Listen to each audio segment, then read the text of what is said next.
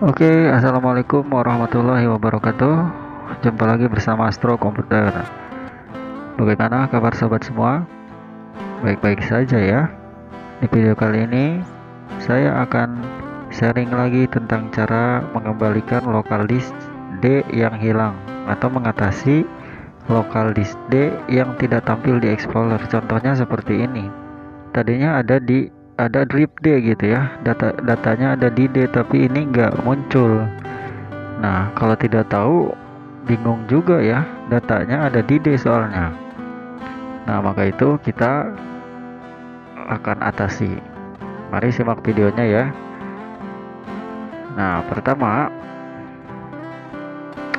teman-teman buka file explorer yang tadi. Nah, di disk PC ini teman-teman klik kanan, pilih manage.